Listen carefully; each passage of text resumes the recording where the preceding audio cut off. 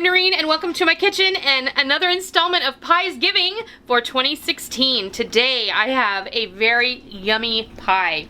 Today we have a pumpkin crunch pie, which is a pumpkin pie that has a delicious brown sugar streusel on the top. And while it's a very simple pie to make, the secret is in how you bake it for it to turn out just right. So let's go see how this all comes together.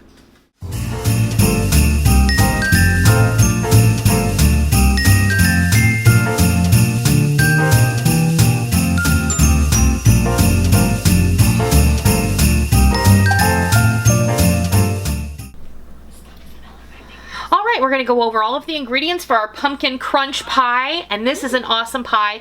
This is a pumpkin pie because pumpkin pies are awesome, with streusel on the top, because the only thing that could probably make pumpkin pie better is if it had a crunchy delicious streusel on the top.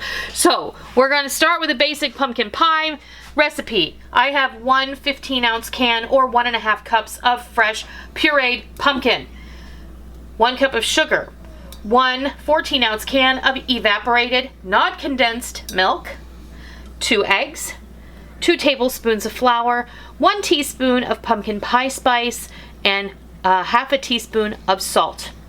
This is for the pie, the custard.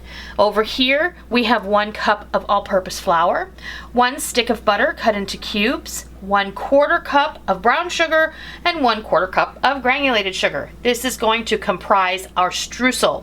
So what we're going to do now is we're going to go ahead and mix up the pumpkin custard. So we're going to go ahead and let's mix up our milk and our pumpkin.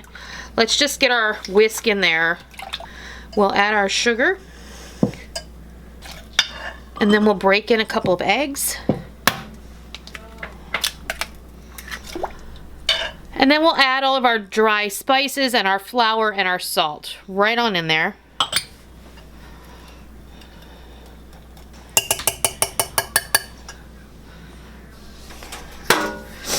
And then over here I have my pie shell. We're going to go ahead and pour this all in there. Now, this is where the magic happens. You think that we're going to put the streusel on top right now, but we're not. Right now, we have our oven preheated to 425 degrees. We're going to bake this pie for 15 minutes. In the meantime, we're going to make our streusel. So I'm going to pop this right in the oven for 15 minutes, and then I'll be right back. Okay, we're going to make our streusel. So basically you want to mix your butter and your sugars together.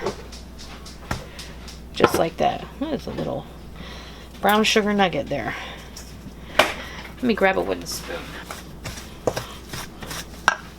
Okay. Don't do that. Add your flour.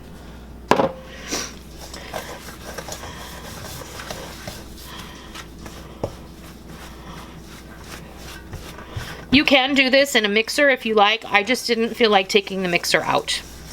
You can already see it's starting to turn into a crumb, and that's what you want. And if I, want, I can just get my hands in here too. And that's your streusel. So we're going to wait for our pie to come out of the oven, and then we're going to sprinkle this on top, and I'll be back and I'll share the rest. Alright, our pie has been in the oven for about 15 minutes, and now we're just going to go ahead and we're going to sprinkle this streusel over the top. And you want to make sure that the streusel is somewhat even across the top of the pie. You want everybody to be able to have some of that goodness. It's going to be awesome. Alright, this is going to be returned to the oven for an additional 45 to 50 minutes, or it will be finished when a knife inserted in the center comes out clean and you see no indication that there's still a lot of moisture going on in there. I'll bring you back when it's time to test it. Okay, our pumpkin crunch pie has come out of the oven just now, and I'm so pleased with how it looks. I think it's gorgeous, and I think that this is just going to be a lovely addition to anyone's table, holiday or otherwise. I also neglected to tell you, it is written in the recipe on my website, noreenskitchen.com, when we remove it from the oven after the first 15 minutes to put the streusel on the top. We want to reduce the oven to 350 degrees from 425 degrees. Then you bake it for the additional 45 minutes at 350. That is included in the recipe, so you'll want to make sure that you refer to that so you don't forget, like I forgot to tell you. We're going to let this cool for at least 2 hours. You want it to be completely cool and firm before you cut into it. We will bring you back when it's time to cut into this, and we will show you what it looks like all sliced up and put on a plate, and then we will taste it and we will let you know what everybody thinks. And there you have it, our pumpkin crunch pie with that brown sugar streusel.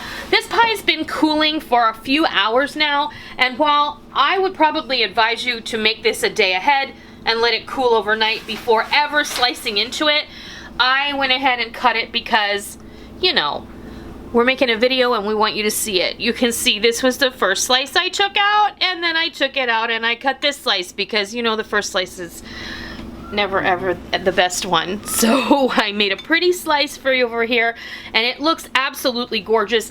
I absolutely love this pie plate that I picked up, and it is gonna go in on my list of favorites. I love that it is deep, it's not slanted on the sides, and it's just a really nice deep dish pie plate. So yeah, you can see how it's like the pumpkin filling has kind of bubbled up in between the streusel, and it's just caramelized a little bit, and I know that we're both looking forward to tasting this. So let's just do it.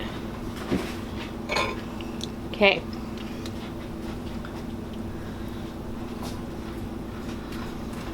Nice and crunchy. Like it?